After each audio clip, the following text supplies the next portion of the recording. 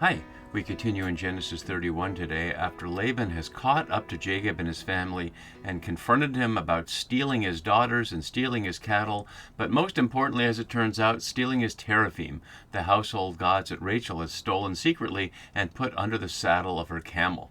So as we enter into this brief scene here, verses 31 to 35, we're only looking at those 5 verses because not only are they a complete unit, as we'll see, they're one of the few situations here where one of the women characters has the initiative, and we learn a lot about Rachel's situation and the situation of patriarchy in the old country here especially. So it's going to be really important to see that as it unfolds.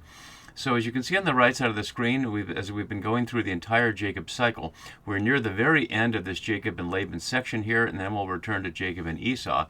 And as we've been doing that, we've been reading it at these 3 different levels.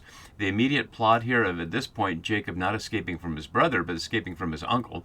The 2 nations in your womb that Rebekah's oracle revealed while she was pregnant, and those are traditionally taken as Israel, which was Jacob, as he will become in the next chapter, and Esau, who is Edom, which the narrator will tell us several times in the upcoming chapters.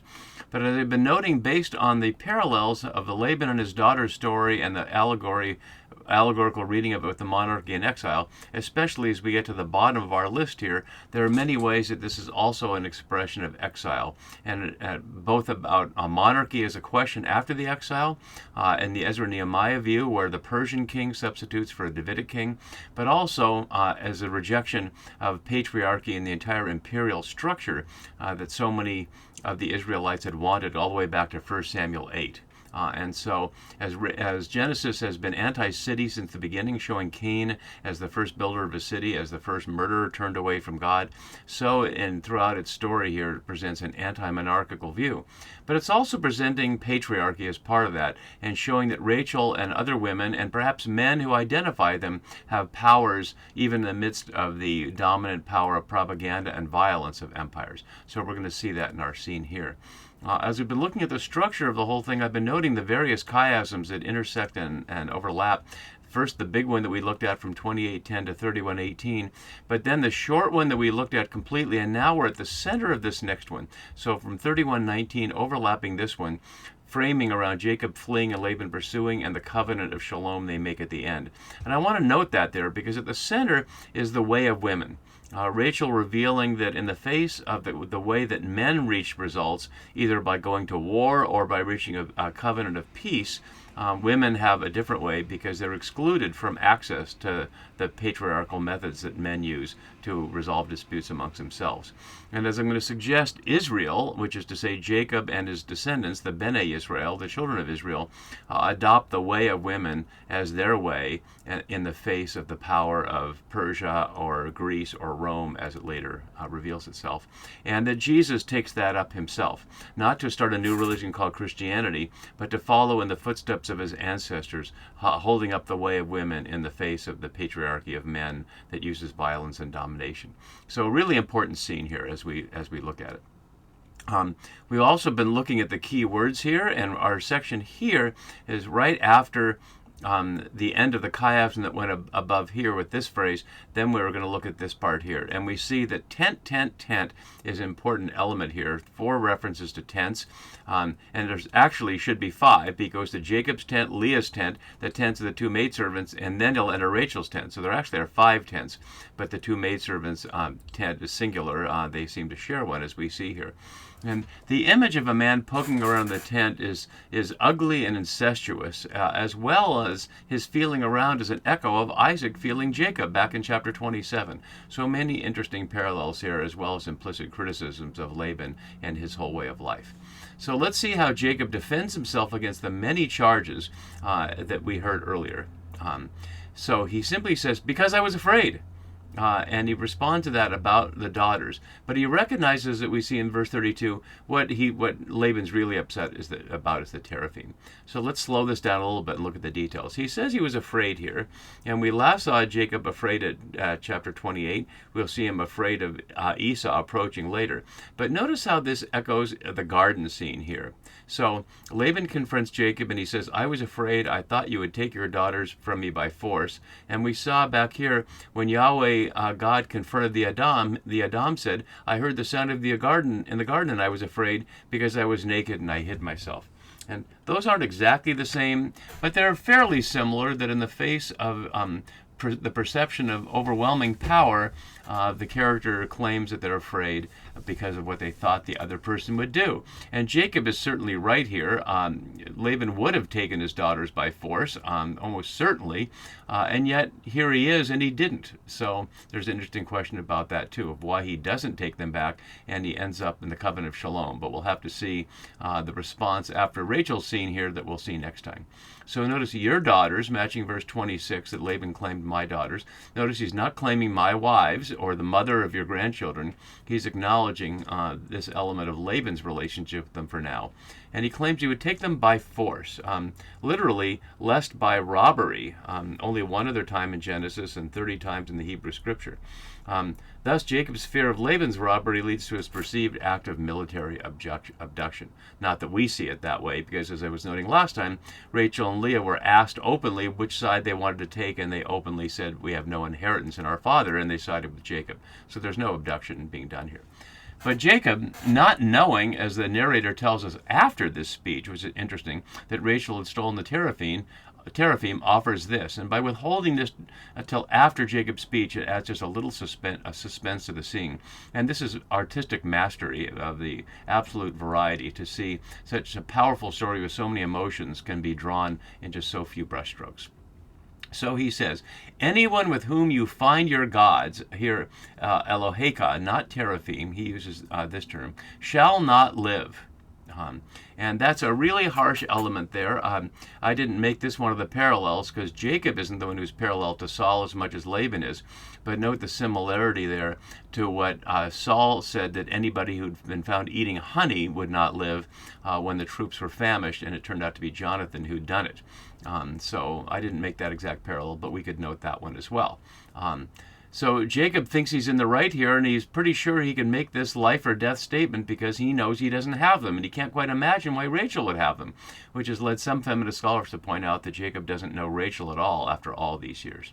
So he continues, in the presence of our kinfolk, or literally opposite, our kinfolk, in contrast with the earlier scene in which there was opposition between Laban and the people of the place and Jacob over the order of wife-giving back in chapter 29.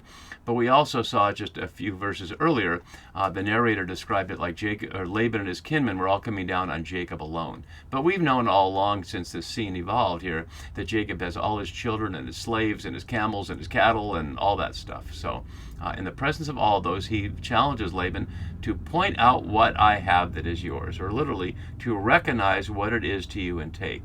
And nachar, the word for recognize, is a really important word, as we're going to see later. It will involve Jacob's sons tricking him into recognizing Joseph's coat. It really is Joseph's coat, but he falsely concludes from it that Joseph is dead, when in fact the brothers killed an animal and put the animal blood on the coat. Judah with his signet and staff, tricked by Tamar there, and Joseph and his brothers here. Sarna suggests it's most likely a legal term, and that will make sense in light of the formal legal term that Jacob will raise after Rachel's exchange here. And I want to highlight that in contrast with what's available to Rachel and Leah. They do not have access to the legal process that's taking place here, even though they're out in the middle of nowhere and there's certainly no court. But the language about this is, as we'll see, is a legal charge, and this is part of that language. So now the narrator tells us Jacob did not know that Rachel had stolen the gods, although the gods is not in either the Hebrew or the Greek, simply that Rachel had stolen, putting the emphasis on the act of stealing, as we noted earlier that stealing and stole is a key word throughout this. So now we have this ugly scene. And note the order of searching. He suspects Rachel last, and it builds suspense through these verses. So if we slow it down, recognizing that it takes time to do all these things, so Laban went into Jacob's tent, and into Leah's tent, and into the tent of the two maidservants, but he did not find them. And then he went out of Leah's tent and entered Rachel's. Now, we know that she took them, but we don't know where they are yet until the narrator tells us right here in verse 34. So the suspense is such that we think, uh-oh, now he's in Rachel's tent, now he's going to find them. But the narrator is giving us all the knowledge that Laban and Jacob don't have, although a little at a time, like a really good storyteller here. So In addition to the narrative, generating narrative suspense, there's theological humor. The teraphim here is under Rachel's rear end, as we hear. Rachel had taken the teraphim here and put them in the camel's saddle. Bakar, only here in Genesis, 17 times in Hebrew scripture. I've already noted that riding the camel is anachronistic in the time period of the story here. People did not ride camels in those days, although they did by the time period of the authors. So they're projecting that reality back 1,000 years into the world of the story in the 2nd millennium BC, and it works for this purpose. And she sat on them, really making the funny point there. If you never thought the Bible was funny, picture her father searching all around for something that she's sitting on. And Laban felt all about in the tent. And the word for feel here, last time we heard it was Isaac feeling around on Jacob. And so we recognize that these stories are parallel.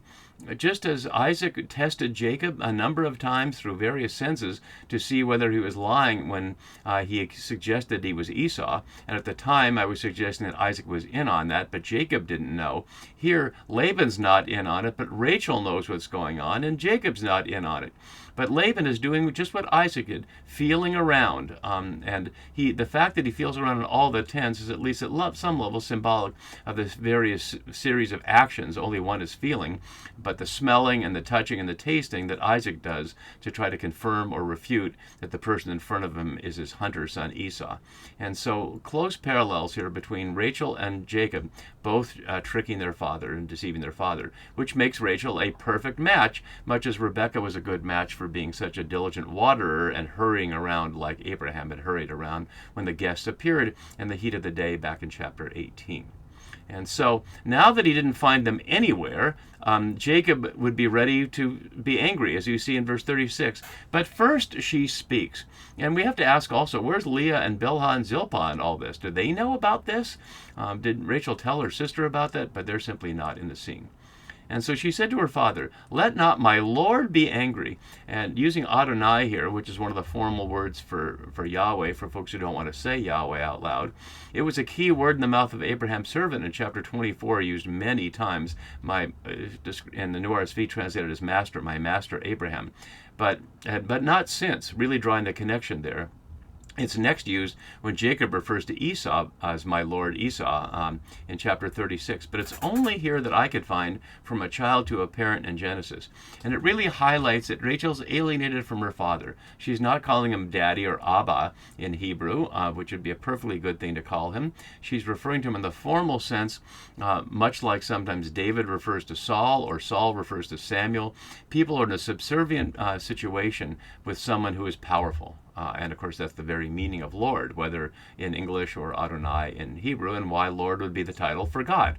And so she's really recognizing both the subservience, speaking of herself in the third person, my Lord, that way, and yet alienated from her father. And she says, "Do not be angry that I cannot rise before you." And it's interesting because it'll be Jacob who becomes angry, and this is the first anger since Jacob was angry at Rachel for telling him, "Help me bear children or I will die." And he angrily said, "Am I in the place of God?" So anger framed the story of the relationship, but now it's not Jacob's anger at Rachel, it'll be Jacob's anger at Laban. So, "Let not my Lord be angry that I cannot rise," or literally, I'm unable to stand up, contrasting ironically with Jacob at 17, that he stood up and rose and went out the way. She uses her supposed inability to rise a tricky way to stand up for herself. And literally, before you, kum panah, stand in your face. It suggests a confrontation at a military level. As Lapsley notes below in her wonderful chapter on this, she notes the inability to rise before the adversary poses not just a problem of being unable to express one's accusations against another through words or through war, but that this inability results in humiliation and total defeat. And now here's the key term, and I'm glad the New RSV at least translates it literally here, the way of women, because many English translations, presuming they know what it means wrongly, as it turns out, translate that I'm on my period, or I'm menstruating, or something like that.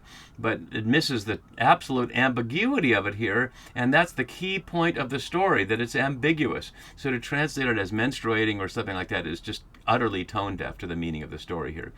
The Derek Nashim, it's only one one other time in the Hebrew Bible, in Proverbs, where it refers to the way of an adulterous woman, referring to her sexuality. And as Lapsky notes, I'll quote her, show you her quotes down below here. She says, while many scholars assume the meaning on my period, she notes that nowhere else is this term used in the Hebrew Bible for a woman's period, while 4 other terms are. And the most common one is here. We don't need to worry about all these details here, because the point is that it's not about menstruation. The point it's about the way of women. And I really appreciate Lapsley's article, because it confirms arguments I've been making since Come Out My People, published in 2010, a long time ago, that the way of women contrasts not only with the way of men, but it's in harmony with the way of Yahweh, which is to say, it's the way that Jacob was trained by his mother, Rebekah, to be deceptive rather than to be violent in the face of violent power.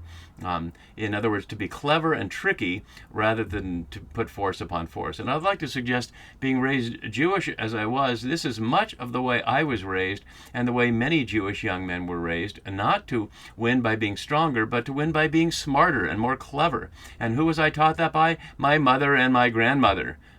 So I would suggest this has really become a major part of Jewish identity, such that Jewish men don't identify so much with, at least in the United States, they may in Israel, with warrior figures as much as with intellectual figures, with writers and artists and lawyers and doctors.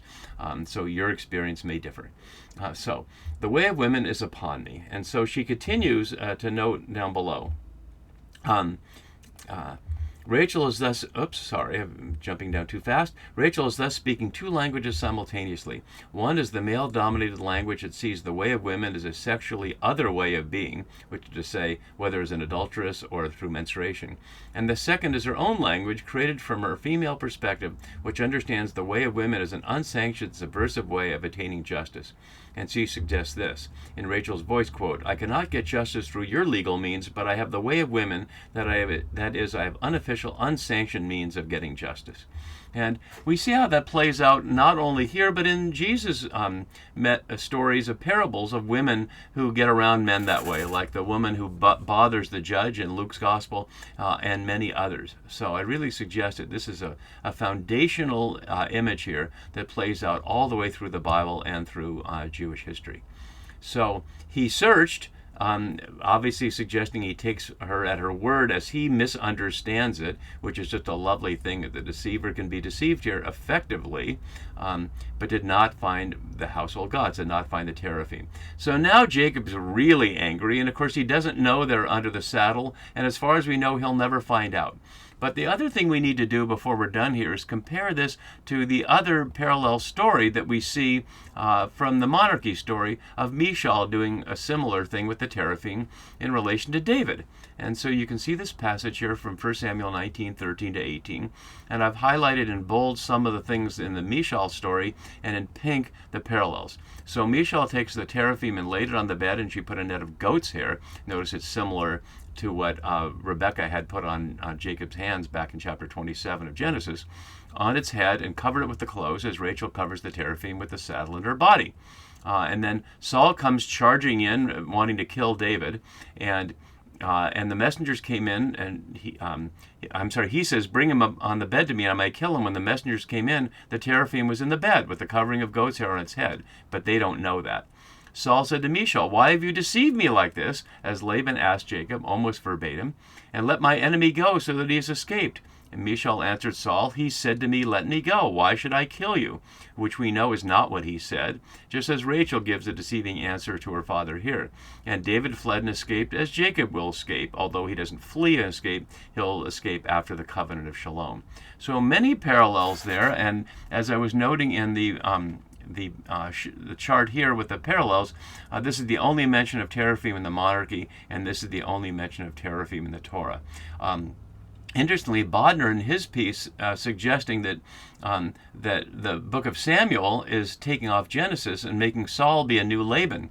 But I'd suggest it's exactly the opposite. The Samuel story is the older one, the Genesis story is the later one, and it's making Saul into a new, making Laban into a new Saul.